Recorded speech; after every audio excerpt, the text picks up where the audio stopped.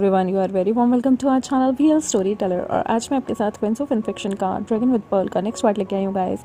Last time आपने देखा था कि हमारे वेंसू यानी कि वन खशिंग ने फर्स्ट स्टेज को पार कर लिया था विद द हेल्प ऑफ सोजिशु। और टोर्टोइस के जो गुरुजी होते हैं वो अपनी इमोर्टैलिटी यानी कि अजर अमर जीवन को जो है त्याग कर उनकी हेल्प करते हैं और वो अपनी सारी शक्ति को जो है वन कशिंग के जो ड्रैगन स्किल होता है उसमें डाल देते हैं। उसके बाद हम वो थोड़ी सी शक्ति जो है वो हमारे जोजिशु को भी देते हैं और उसके साथ साथ एक चांदी का सिक्का भी देते हैं।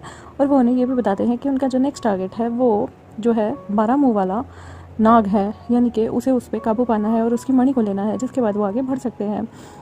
ये सुनने में जितना इंटरेस्टिंग लग रहा है उतना ही खतरनाक और घातक होने वाला था।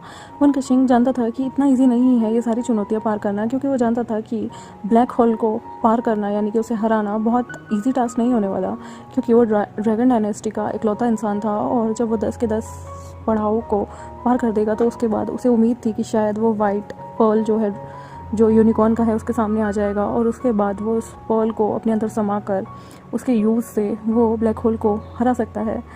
वन कशिंग अपनी चीज़ों पे फोकस किया करता था। आज वो पूरा रेस्ट करता है और अंदर ध्यान लगाता है ताकि वो नेक्स्ट डे जो है अपने नेक्स्ट टारगेट के लिए चला जाए। वन कशिंग जोजिशु आज टोर्टोइस की दुनिया में ही रुकते हैं और वहाँ पर उनके नए चीफ यानी कि नए कल्टिवेटर बनने की खुशी में जो उनका सैनिक होता है, कमांडर होता है, उसको सारे के सारे वहाँ पर नए चीफ बनने की खुशी में पार्टी कर रहे होते हैं।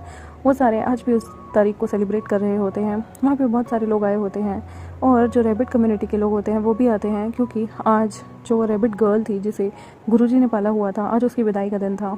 और गुरुजी उसके लिए बहुत सारी भेंट, बहुत सारी चीज़ें ऑलरेडी छोड़कर चले गए थे।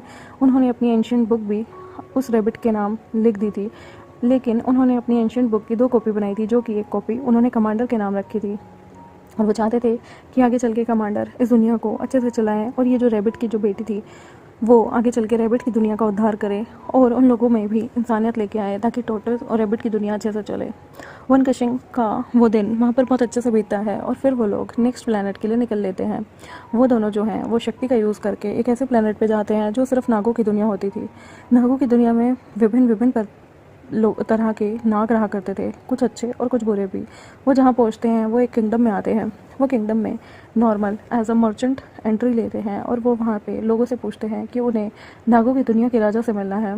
लेकिन नागों की दुनिया के राजा से मिलना इतना भी आसान काम नहीं था। वो जो है वहाँ पे उनके सेनापति से मिलते हैं और सेनापति जो है उन्हें कहता है कि मैं बिना राजा की परमिशन के आपको अंदर नहीं जाने दे सकता, आपको पहले रुकना होगा। वो सेनापति जाके नागों के राजा से पूछता है कि 2 लोग यानी कि एक ड्रैगन प्रवृत्ति का लोग उसे मिलने आया है और उससे किसी बारे में बात करना चाहता है, स्पेशली 12 मुँह वाले जो सांप हैं उसके लिए। वो जो राजा होता है वो कहता है ये लोग मेरे पूर्वजों की धरोहर को ज़रूर छीनने आए होंगे, इन्हें जो है कैसे भी करके रोको, टालो, लेकिन इन्हें मेरे से मिलने मत देना, क्योंकि मैं नहीं जानता आज की डेट में कौन सही में आया है और कौन गलत में। और वैसे भी वो ब्लैक होल की चिंता हमें इतनी सता रही है, हो सकता है उसके आने वाले टाइम में नेक्स्ट टारगेट जल्द से जल्द हमारा ही जो पृथ्वी लोक है, नागों की दुनिया है, वो हो सकती है। तो मैं इस टाइम रिस्क नहीं ले सकता। वो 12 नाग वाला जो नाग है, 12 मुँह वाला, वो हमारे लिए उतना ही ज़रूरी है जितना कि एक ब्लैक ड्रैगन के लिए पर्ल। और मैं उसको दांव पे लगाकर अपनी सल्तनत को खतरे में नहीं डाल सकता। वो हमारे पूर्वजों की धरोहर की रक्षा करता है और मैं किसी से भी किसी भी कीमत पर उस धरोहर को छीनने नहीं दूंगा। वो जो है अपने पैगाम भेजता है सेनापति के हाथों कि वो लोग यहाँ से लौट जाएं, पर वन कशिंग था।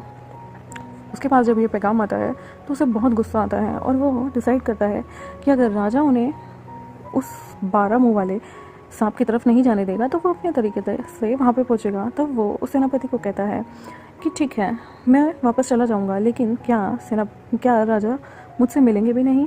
कम से कम हम डील कर सकते हैं, ब्लैक होल को कैसे डील करना है इस बारे में। और मैं उनसे कुछ चीज़ें पूछना चाहता हूँ, क्योंकि मुझे यूनिकॉर्न का पल चाहिए, उसके लिए मुझे 10 स्टेजेस पार करनी है। लेकिन मैं आपके राजा से पूछना चाहता हूँ कि अगर उनके पास किसी चीज़ का हल हो तो। मैंने सुना है आपके राजा बहुत ही बुद्धिमान है। वन कशिंग इस तरह से मीठी मीठी बातें करता है और सेनापति को अपने बातों में उलझा लेता है। सेनापति जाकर ये बातें राजा को बोलता है। राजा कहता है यह आदमी बहुत ही ज़्यादा बुद्धिमान है, क्योंकि ये जानता है किसे कैसे डील करना है, लेकिन मैं इसकी झांसे में नहीं आने वाला। इसे कहो मैं इसे आज रात खाने पे मिलूँगा, हम लोग वहाँ बातें करेंगे, लेकिन होशियार रहना, मुझे इस आदमी पे शक होता है।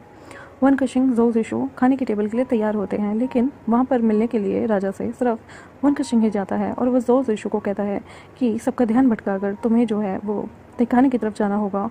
तुम चिंता मत करो, मैं वहाँ आ जाऊँगा। तुम जानते हो ना, जब से मुझे टोटोइस ने शक्ति दी है तब से मेरा ड्रैगन जो स्केल है वो काफ़ी हद तक नियंत्रण हो चुका है।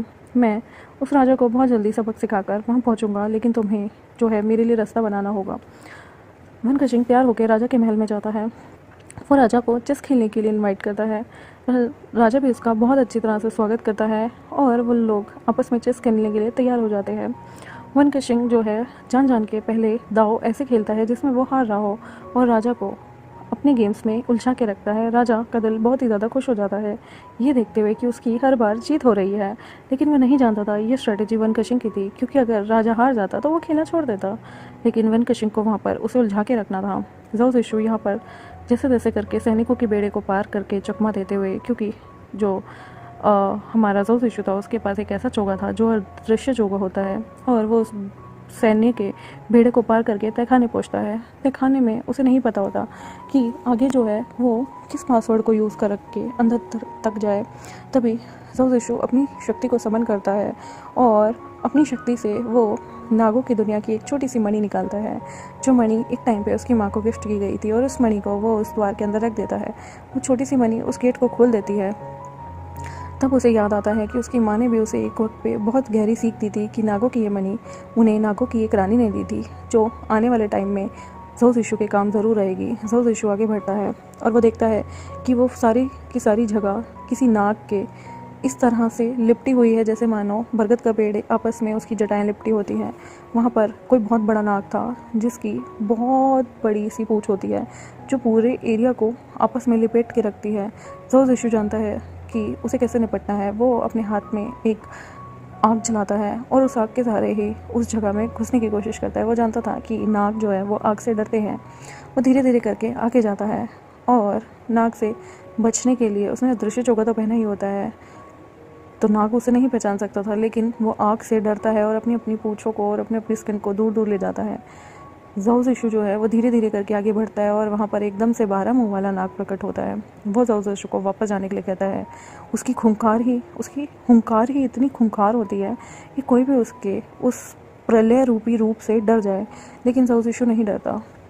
ज़ोऊ ज़िशु उसे कहता है कि मुझे तुम्हारी मणि चाहिए, लेकिन वो नाग उसे देने से मना करता है और उस पर हमला करने को होता है। वो ज़ोऊ ज़िशु को जकड़कर ज़ोऊ ज़िशु को मारने के लिए आता है। यहाँ पर वन कशिंग को आभास होता है कि ज़ोऊ ज़िशु ने उसे हेल्प के लिए बुलाया है। वन कशिंग राजा से कहता है कि मुझे संडास जाना है, यानी कि बाथरूम जाना है, मैं थोड़ी देर में आ जाऊँगा।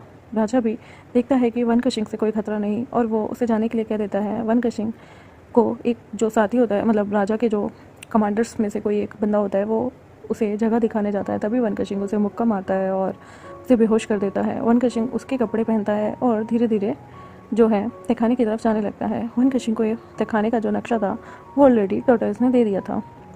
वो धीरे धीरे जैसे तैसे लोगों से बचकर बेवकूफ़ बनाकर उस तहखाने में आता है और उसे आभास होता है कि ज़ोऊ ज़िशु की जान खतरे में है। तभी वन कशिंग उस गेट से अंदर आता है और वो देखता है कि ज़ोऊ ज़िशु को उस सांप की बेलों ने बुरी तरह से जकड़ा हुआ था। उस सांप की जो पूँछ थी वो उसकी सांस रोकने ही वाली होती है कि ज़ोऊ ज़िशु अपने ड्रैगन फॉर्म में आता है और वहाँ पर उसे आग से अपने मुंह से उगलता है और सांप की जो पूँछ होती है उसे जला देता है। वो उस पूरे हिस्से को काट देता है जो सांप ज़ोऊ ज़िशु को मतलब जकड़ने के लिए यूज़ कर रहा था, और उसका वो हिस्सा नीचे गिरता है और ज़ोऊ ज़िशु उसमें से खुद को फ्री करता है। वन कशिंग भी अपने जो है एक्सट्रीम फॉर्म में आता है और वहाँ पर ड्रैगन से अपनी ड्रैगन की शक्ति से उस सांप की जो पूँछ होती है उसे जला देता है। वो सांप आधा जल चुका था। तभी जो हमारा ज़ोऊ ज़िशु होता है वो अपने हाथ से अपने कपड़ों में से जो है वो सिल्वर का वो सिक्का निकालता है और उसे चांदी की फॉर्म में लाने के लिए मतलब उसे चांदी की तार बनाता है, और वो उस चांदी की तार से जो 2 मुंह होते हैं बीच वाले सांप के उसको बांधने का ऑर्डर देता है। और वो इतनी पतली तार होती है कि वो देखने में नहीं आ सकती थी, लेकिन वो फटाफट से जाकर जो हमारा सांप होता है उसके फ्रंट के 2 मुंह पे जाके लिपट जाती हैं, और तभी के तभी उसके बाकी के जो 10 मुंह होते हैं वो गायब होना शुरू हो जाते हैं और उसका 2 मुंह बन के वो 1 मुंह में कन्वर्ट हो जाता है। और ज़ोऊ ज़िशु को ये चीज़ कहीं ना कहीं अपने पूर्वजों से पता था कि ये जो 12 मुंह वाला नाग है एक्चुअल में इसके जो बीच के 2 मुंह हैं अगर उन्हें एक साथ जोड़ दिया जाए तो इसके बाकी के इतने सारे खूंखार रूप गायब हो जाएंगे। और नाग जो थे वो चांदी की चीज़ों से डरते थे क्योंकि उससे उनका असली रूप पता चल जाता था। तो ऋषु बचे हुए जो सिक्का होता है उसे गोली बनाता है और उस गोली से एक तलवार निकलती है जिससे वो नाग की बीच की गर्दन को काट देता है। नाग जो है वो बुरी तरह से खूनम खून हुआ धरती पे आके गिरता है और वहाँ पे जैसे मान लो खून का सैलाब भी आने वाला था। तो ऋषु जो है उस नाग को 1 मिनट के लिए अपनी आग की शक्ति से उसका ब्लड इतना ज़्यादा निकाल देता है कि वो नाग के सिर पे ज़ाओज़ेशु जाता है और ज़ोर से अपनी तलवार से वार करता है।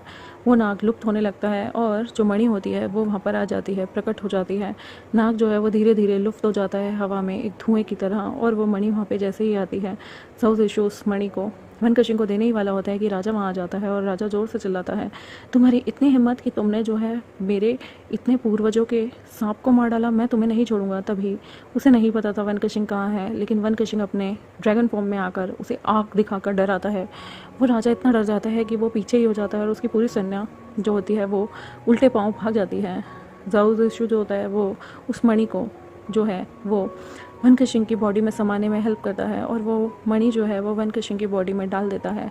वनकशिंग जो उस मणि को ग्रहण करता है, लेकिन उस जो ज़ाओज़ेशु था उसे पता था कि ये मणि ग्रहण करते ही वनकशिंग की हालत बहुत बिगड़ जाएगी क्योंकि बॉडी एकदम से इतनी आध्यात्मिक ऊर्जा को एक्सेप्ट करने में टाइम लगाती है। और वो सांप जो था वो 10,000 साल से यहाँ पर था और इन नागों की दुनिया को प्रोटेक्ट कर रहा था।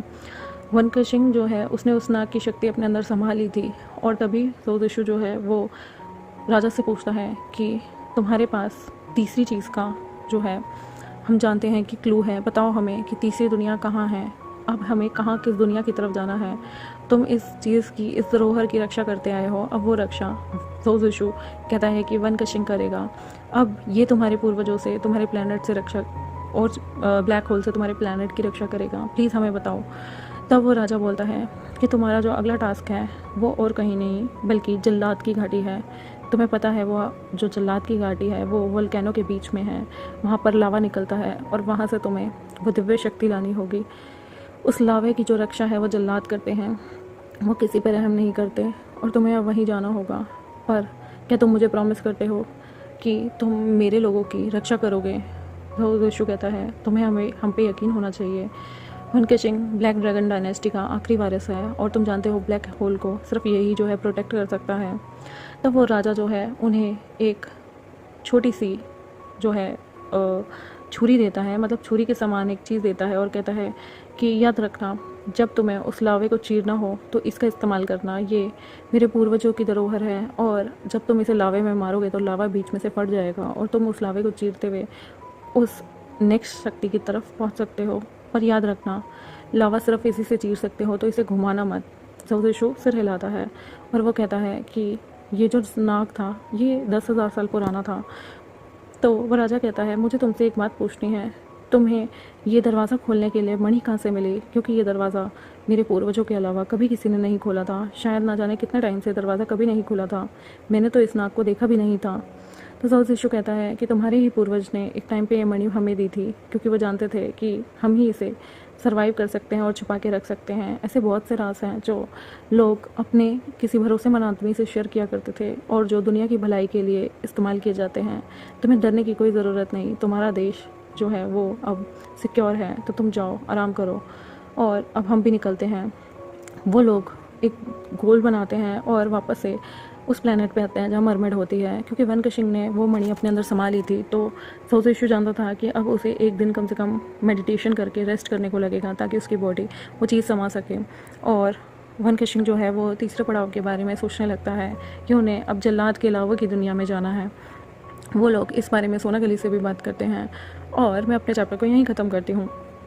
आई होप आपको ये चैप्टर अच्छा लगा हो तो मेरे चैनल को सब्सक्राइब कर दें, वीडियोस को लाइक कर दें। और लव स्टोरी टेलर मेरा न्यू चैनल है गाइस, प्लीज़ उसे सब्सक्राइब ज़रूर कीजिएगा। उसमें आपको मॉडर्न वेंशन और मॉडर्न वंजो मिलती रहेंगी। Thank you very much, bye bye और मेरा साथ देने के लिए शुक्रिया।